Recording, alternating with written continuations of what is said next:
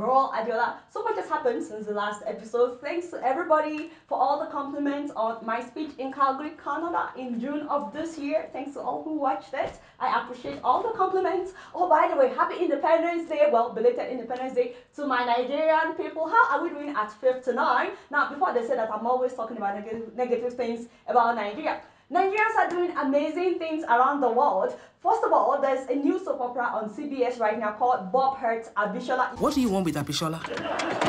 There's something wrong. Why does there have to be something wrong? There's a white man at the door. Tell me, when has that ever been good? You guys, you just have to make sure that you watch this show because I love it. Finally, I get to see Nigerians on American TV as lead roles in a soap opera. It airs on Mondays, 8:30 p.m., 7:30 Central. You can also watch previous episodes on CBS.com. The lead role is for Why don't we pick this up another time? Good plan. Wait. Yeah? Leave the socks. Of course, another Nigerian is one of the main writers, Miss Gina. One of my cardiac patients, he brought it to my home. Good. He's a white man. Yeah, a woman of your age cannot be picky. So that's amazing. Another thing is, a Nigerian governor puts his son in a public school. I'm like, wow, okay, how nice of Governor El-rufai to fix a public school good enough for his son to attend. Now, I know that some people are saying that he's doing it because he wants to be president. I said, who doesn't know that El-rufai wants to be president? Like, we all knew that a long time ago. But it doesn't matter. If all our officials are forced to put their children in public schools in Nigeria, all our schools will be excellent by now. However, you know, this shouldn't even be news at all if our governors are doing what they should be doing because they all attended public school during their time. But you understand what all of those people in government, they attended public school during their time. All those baba. Today, nobody wants to put their children in public schools in Nigeria.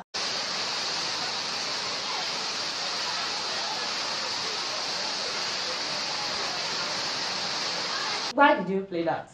Did anybody ask you? You don't even know where that is. Do you know where that is? You don't, of course you don't know. And you just play it like that. That can never ever happen. You would never find anything like that or similar to that in Nigeria. Unless you guys want to dispute this. If you've ever seen any school that looks like this where you live, let me know in the comment section below. But as far as I'm concerned, Nigeria being the giant of Africa.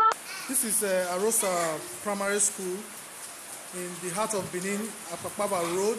Respect yourself. Meanwhile, in Rwanda, well, private schools have been closing, I think even since last year or something, because public schools are now better and they have better facilities in public schools in Rwanda. Can you imagine? And speaking of independence, now that we are 59, can we please start acting like it? As in, let's start acting like a grown-up. You know, somebody said that Nigeria is the only country where ballot papers will reach every remote villages, every election, but development will not. You know, like Shaki in Kwara State, every election, they remember these people with ballot paper every election. But look at the road from Shaki to Ilorin. This is a major federal road on an Independence Day. This is a link between Shaki and Ilorin. That's a federal road though. Ayé independence máa bàjẹ́ ni kò ní dá fún odò yín olórí burúkú. Ìyá gọ́mà yín ló ń wọ́ lórí irin yẹn o. Tí màmá bá jábọ́ bẹ́ẹ̀ ẹ máa ní fọ́nẹ́rà kò ní dá fún yín o. Baba, put up my Uncle Bukola. You know, it's been about I have missed you on this show. Money giving you, I just want to greet you. In case you are watching, by the way, you were governor for 8 years in Kwara State. You were senator for 8 years, Senate president, godfather, aspiring president. Because I heard that this road has been like this at least since 2011. This is how the road has been. No be today. I just want to greet you. Now, the one that got me was the guy in the video telling the camera guy to stop filming so that the world will not see this. He said not everything you see that you put out to the world. I didn't mention so I must talk. I have freedom to distance. Express because you don't even know your freedom. If you know your freedom, that's what I'm telling you the right thing. If you know your freedom, is this thing not meant to be seen outside? It's not everything you see you have to record. It's not. We say everything you see. You are a fool for telling me that. Who are these people? Enemies of progress, suffering and smiling people, deceiving themselves. A road looks like this in 2019 in the most populated African country, and you are trying to cover it up. Banana City or whatever your name is. I like to give you the name Banana City in case you are watching. You that should be crying out for help. You know, he was also trying to pass on that road. He needed that road himself. Banana City, why would they fix your road when you are to cover up every sin. And speaking of shame, did you hear that the DSS picked up popular Nigerian-Canadian writer, also a journalist and an activist, Chido Onuma? The man has written so many books, including one titled We Are All Biafrans, and he's been wearing the t-shirt of his book title for like 3 years, advertising his book. Nobody ever had any issues with him wearing that t-shirt. Only for the DSS to pick up the man as soon as he landed in Abuja, Nigeria. I'm like, wait, what? And then they said that they didn't arrest him. Please put up my Uncle Peter Afunaya, the DSS spokesperson. He's starting to become a regular on this show. You know, Uncle. He said to set the record straight, Onuma was never arrested. He was rather engaged in an interaction. The man was engaged in an interaction. The DSS, because an act of his is capable of undermining public order and national security. Apparently that t-shirt where all Biafrans scared the DSS. It gave them nightmares. Come down. Now how they started running skeleton. People were running healthcare secretaries. They started. Healthcare secretaries. Thank you, Jare, my father. His flight from Europe was a long and tiring one. He was looking forward to dinner with friends and some well-deserved rest. But the DSS operatives had other ideas. What spooked them was the t-shirt he was wearing. And now they are turning the story around to say that they were actually protecting him. That was why they arrested him. Because he may be mobbed. Listen to this. He said with credible intelligence that he might be a subject of mob attack if allowed to go to town in this same cloth. What the heck?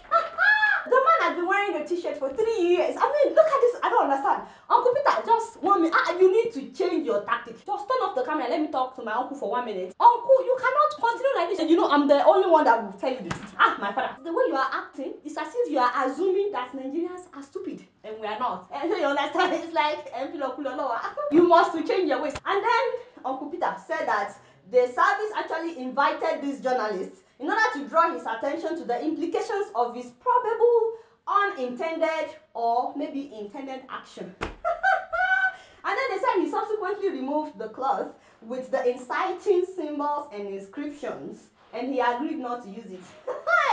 So this is inciting. Who knew? Now all you need to do is wear a t-shirt and the DSS will start running around in Nigeria. So now Nigeria has become one of those countries where you cannot wear whatever you want. I thought we moved past that. We are going back.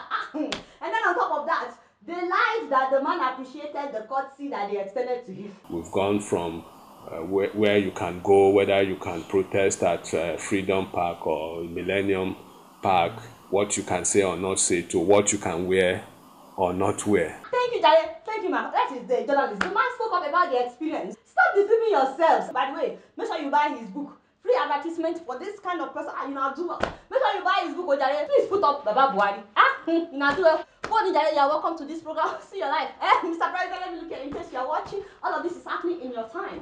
Not just that. Journalist Agbajalingo was arrested and denied bail for publishing a report that exposed how Governor Ben of Rivers State approved and diverted 500 million naira meant for microfinance in Cross River. Can you imagine? And then the governor and his people claimed that the journalist was planning to overthrow their administration with his article.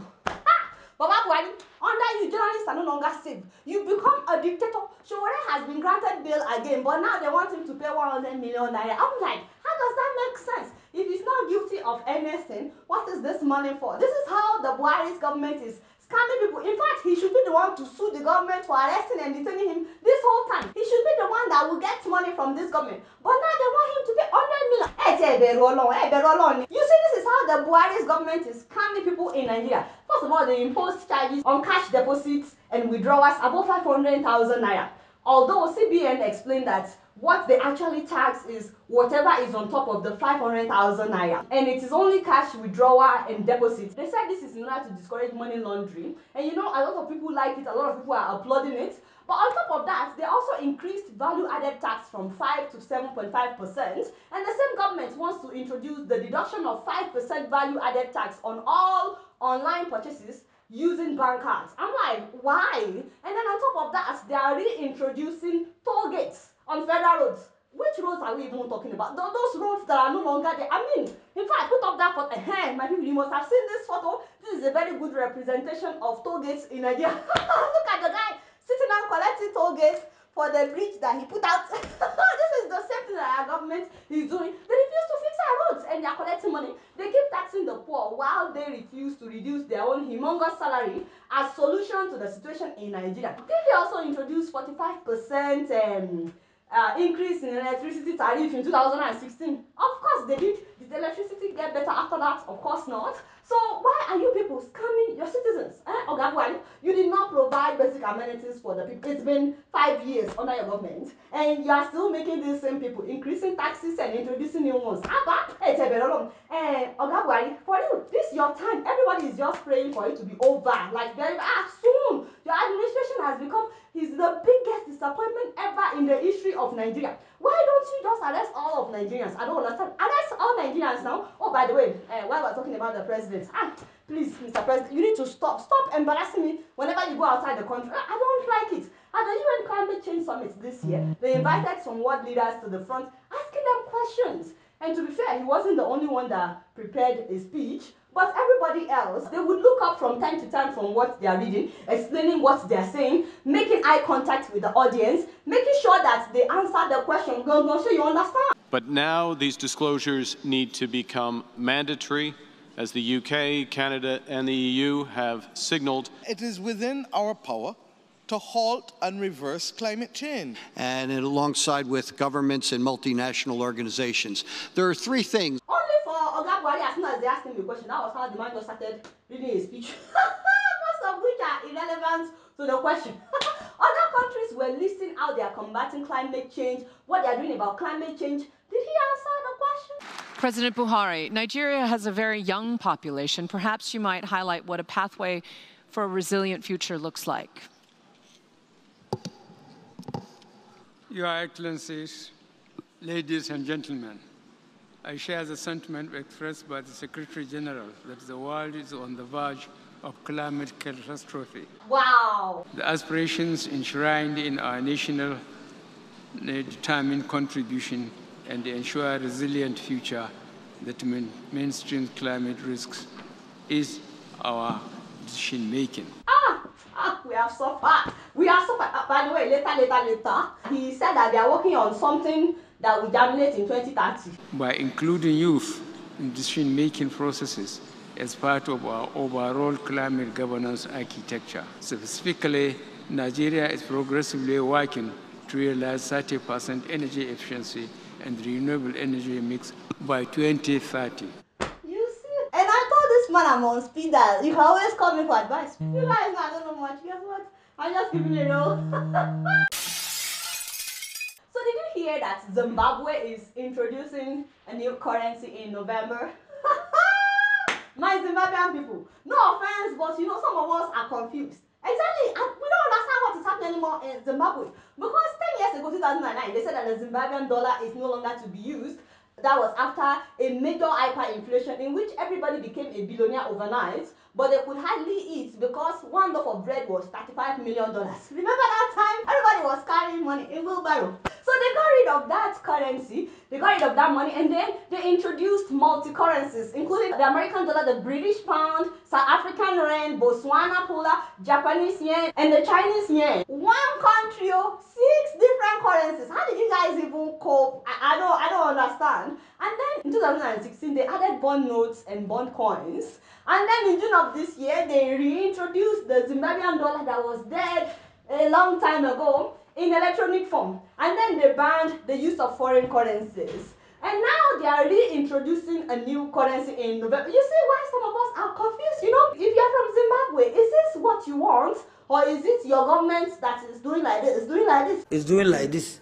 It's doing like this. Thank you, my father. Today he's a Zimbabwean. Now, as you guys know, in Zimbabwe, it's been very hard for people to get cash at the bank. People will literally camp outside the bank, sometimes for days. So mobile money is what became popular, but it is very expensive. In Zimbabwe, it's hard to find cash in the bank, but it's readily available on the streets, where some mobile money agents have been selling it for a fee. Premiums of up to 65 cents on every dollar were being charged to swap banknotes for electronic funds. So now the government wants to ban mobile money. So some people are happy about it, some are not. But they say that they're doing all this because of the cash crunch in Zimbabwe, because they want cash to circulate again in Zimbabwe. We'll keep you guys posted on what's happening. You guys not doing much. Guess what? I'm just keeping it real. Moving on to Ethiopia, the mayor of Addis Ababa has introduced a new uniform for the police in Addis.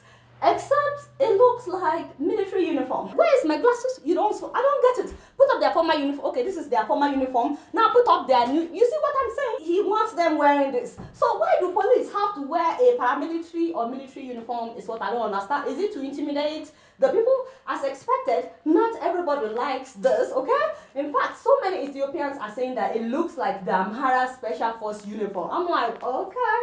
And a lot of people are also saying that this is an effort to intimidate people. And I'm like, I thought Ethiopia has started going the right way with the new prime minister. So only for me to hear that 5 journalists were arrested and detained since September 5th.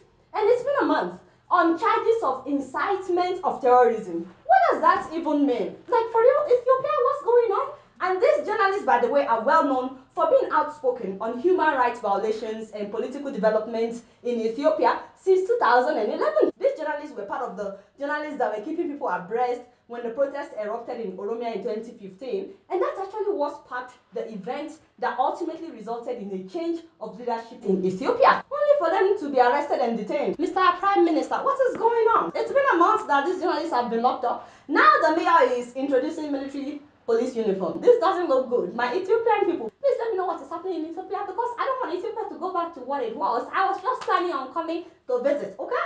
You guys don't know much. Guess what? I'm just keeping it real. This is a public announcement. If you live in the US or you know someone in the US trying to file for somebody else's green card, please tell them to submit the application before October 15th, unless they make at least $62,000 a year. Department of Homeland Security released a new rule for affidavits of support that's going to affect more than half of the people who are applying for green cards, and it's going to affect them negatively. And the rule says now that you have to earn over $62,000 a year. Please tell them to submit their application before October 15th, unless they make at least $62,000 a year. Otherwise, the person that they are filing for must have a job and an insurance in America before they can file for the person, okay?